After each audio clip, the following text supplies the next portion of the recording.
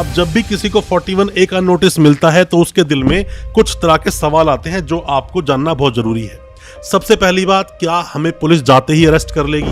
दोस्तों, जितने भी मामले 7 साल तक की कैद के होते हैं, मतलब किन किन मामलों में 7 साल तक की सजा का प्रावधान है, यहाँ तो मैंडेटरी बन जाता है कि आप 41A का नोटिस दोगे ही। दोस्तों, आज अपनी इस वीडियो में मैं आपको बताऊंगा 41A नोटिस के बारे में।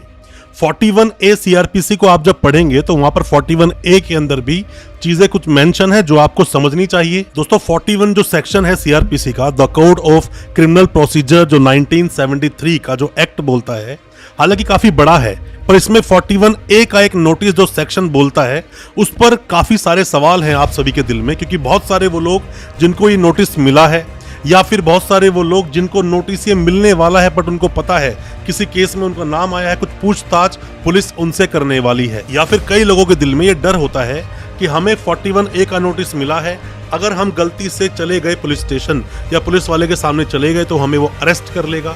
बहुत सारे नए वकील साहब जो भी नए वकील बने हैं, प्रैक्टिस में हैं अभी, या फिर वो लॉ स्टूडेंट जो जानना चाहते हैं प्रोसीडिंग को कि 41A की प्रोसीडिंग कैसे चलती है, आज सभी तरह के आपके डाउट्स मैं क्लियर कर दूंगा। जजमेंट के बारे में ही बताऊंगा, कौन से जजमेंट आए, पुलिस आपको कब अरेस्ट कर सकती है, कब अरेस्ट नहीं कर सकती, और अगर 41A का नोटिस आपको आया, आपने इन्वेस्टिगेशन ज्वाइन नहीं की, तो पुलिस आपके अगेंस्ट क्या क्या कार्रवाई कर सकती है और कैसे आप आसानी से निकल पाएंगे। ये सभी जानकारियां आज आपको मिलेगी हमारी इस वीडियो के माध्यम से। ज्यादा कुछ जानने के लिए 41A सीआरपीसी के बारे में दोस्तों बने रहिए हमारी इस वीडियो के साथ। नमस्कार दोस्तों, स्वागत करता हूं फिर एक बार आप सभी का अपने इस यूट्यूब चैनल पर, जिसका नाम है फाइट फॉर ट्रू। मेरा नाम है वीरेंद्र वर्मा। जैसा आप सभी जानते हैं, हम इसी तरह की लीगल अवेयरनेस की वीडियोस आपके लेकर आते हैं और आपको बनाते हैं कानूनी जानकार। दोस्तों, 41A का नोटिस है क्या? सबसे पहले आप ये समझिए कि 41A का नोटिस जब किसी को आया तो मतलब ये है कि कोई भी केस हुआ दर्ज कहीं पर भी और उसमें आपसे पुलिस कुछ इन्वेस्टिगेशन, कुछ पूछताछ करना चाहती है। ऐसा नहीं कि कोई डॉक्यूमेंट आपको सबमिट करना है, वो होगा तो 91 के लिए आपको नोटिस भेजा जाएगा, बट यहाँ 41A का नोटिस आपको मिला है। अब जब भी किसी को 41A का नोटिस मिलता है तो उसके दिल में कुछ तरह के सवाल आते हैं जो आपको जानना बहुत जरूरी है।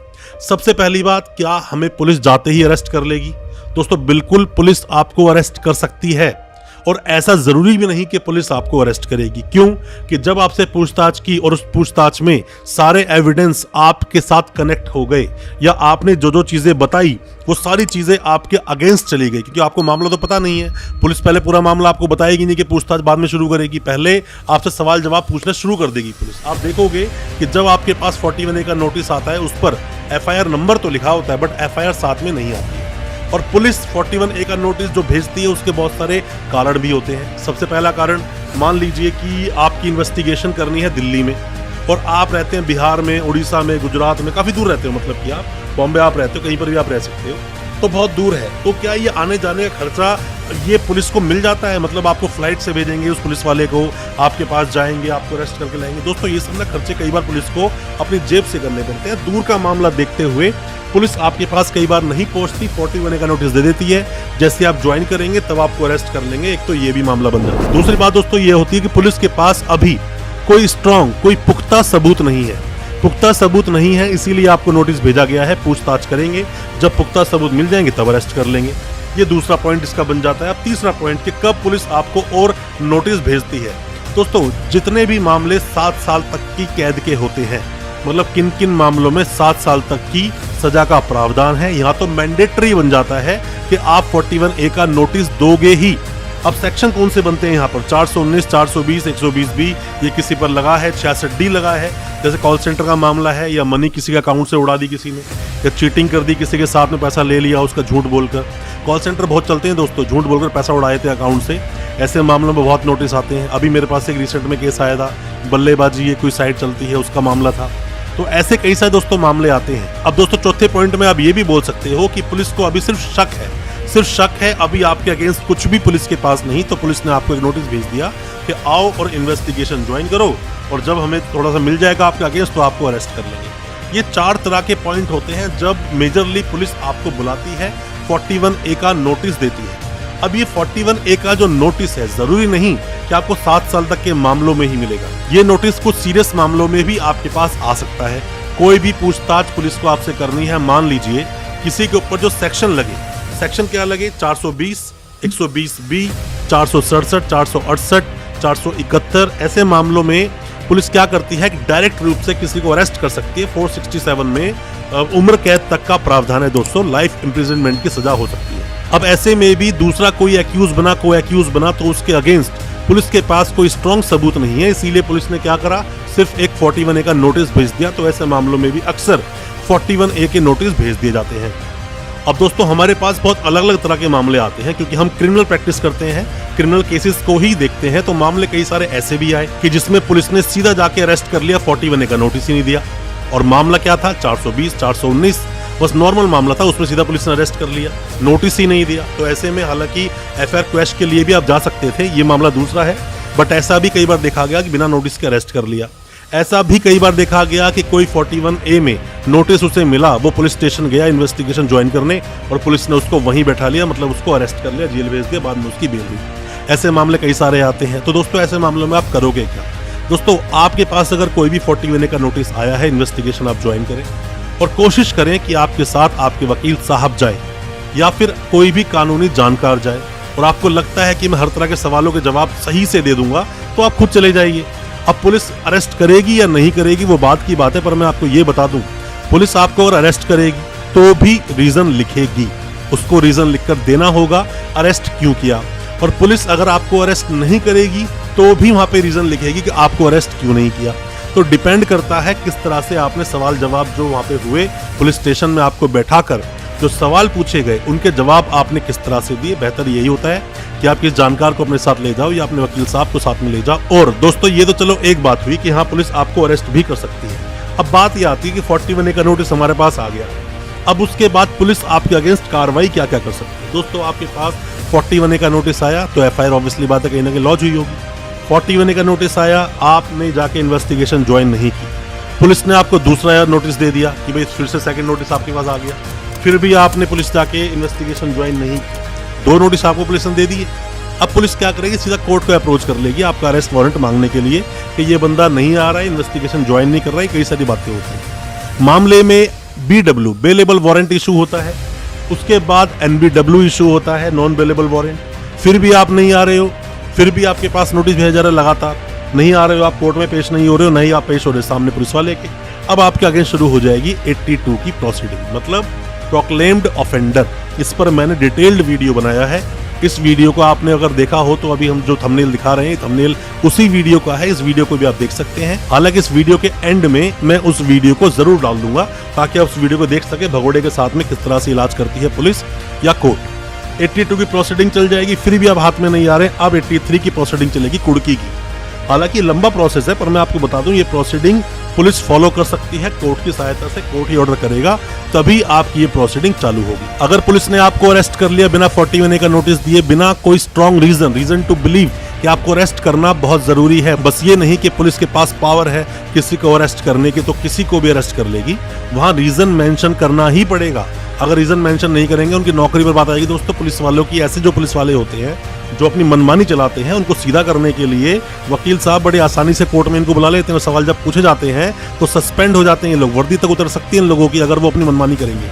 ऐसे अपनी पावर का मिसयूज नहीं कर सकते, चाहे आपको अरेस्ट करें चाहे आपको अरेस्ट ना करें, दोनों के ही रीजंस लिख कर देने पड़ेंगे। पुलिस अपनी पावर का मिसयूज नहीं कर सकती, और ऐसे ही आपको अरेस्ट कर लिया, 41A का नोटिस नहीं दिया और कोई रीजन भी नहीं उनके पास अरेस्ट करने का, तो ऐसे मामलों में हम बोलते हैं इल्लीगल अरेस्ट। ऐसे मामलों में हाई कोर्ट आपको जरूर जाना चाहिए। अब दोस्तों बात आती है कि 41A का जो नोटिस है आपके पास रिसीव हो गया, आपको लगता है कि अप्रीहेंशन है ऐसा कि अगर आप गए तो पुलिस आपको अरेस्ट कर ही लेगी, तो क्या रेमेडी है। अब जरूरी तो नहीं है कि पुलिस आप इन्वेस्टिगेशन ही करें, तो ऐसे में आप क्या करें, आप एंटीसिपेटरी बेल लगा सकते हैं। एंटीसिपेटरी बेल लगाएंगे सेशंस कोर्ट में, सेशंस कोर्ट अगर बेल डिसमिस मार दे तो आप जाएंगे हाई कोर्ट, हाई कोर्ट ने डिसमिस मारी जाएंगे सुप्रीम कोर्ट। पर मैं आपको दोस्तों बता दूं 41A में अगर आपने एंटीसिपेटरी बेल लगाई है आपको कुछ ना कुछ रिलीफ मिलेगा, जरूर आपको रिलीफ मिलेगा कोर्ट से, और आप उस केस में सही तरह से अपने आप को प्रेजेंट कर पाएंगे, साथ में अरेस्ट से बच भी सकते हैं। फिर भी एक और ऑप्शन मैं आपको दूंगा, अगर आपको लगता है कहीं कोई किसी तरह की इन्वॉल्वमेंट ही नहीं है तो आप 482 में आप क्वेश्चन के लिए जाओगे हाई कोर्ट। इनहेरेंट पावर है हाई कोर्ट को जिसमें कि वो एफआईआर को क्वेश कर देंगे और आप उस केस से पूरी तरह से निकल जाओगे, कभी वो केस चलेगा भी नहीं, क्वैश कर दिया जाएगा वो केस, और आपका जो नाम उसके बीच में आ रहा था, आपका नाम पूरी तरह से हटा दिया जाएगा। ये रेमेडी भी आप इस्तेमाल कर सकते हैं। अच्छे वकील अगर आपके साथ हैं, अच्छे क्रिमिनल वकील आपके अगर साथ हैं, तो आपको इन चीज़ों जरूर निकाल देंगे। ऐसा ना हो कि आप गलतियां कर लें, चीज़ों को समझ ना पाएं। अब दोस्तों बात आती है कि भाई 41A का नोटिस मेरे पास तो आया था सर, मैं गया, मैंने इन्वेस्टिगेशन ज्वाइन भी कर ली। अब ज्वाइन करने के बाद क्या हुआ, मैं गया वहाँ पर, मुझे सुबह बुला लिया, शाम तक बिठाए रखा, सवाल कुछ पूछे नहीं, मुझे बोल दिया ठीक है आप जाओ, अब परसों आना। अब सर मैं तो दिल्ली से गया हूँ, कहाँ पर कि मतलब उड़ीसा से मैं आया हूँ दिल्ली का नोटिस आया था सर मेरे पास, मैं उड़ीसा दिल्ली आ गया। मैं उड़ीसा से दिल्ली आया, मैं सुबह की अपने मतलब ट्रेन लेकर आया था, शाम की ट्रेन वापसी की थी, सुबह शाम तक बिठा लिया। पुलिस वाले बोलते हैं 2 दिन बाद फिर आना।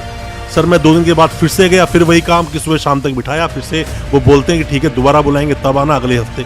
तो ऐसे मामलों में दोस्तों बात क्या होती है, दोस्तों पुलिस वाले ना कई बार देखा जाता है कि मामलों में बिना बात के परेशान करते हैं। परेशान क्यों करते हैं आपको अच्छी तरह से पता है। जब वो आप सॉल्यूशन कर लेते हो पुलिस वाले के साथ में मिलकर, तो वहाँ पर चीज़ें बड़ी हल्की हो जाती हैं।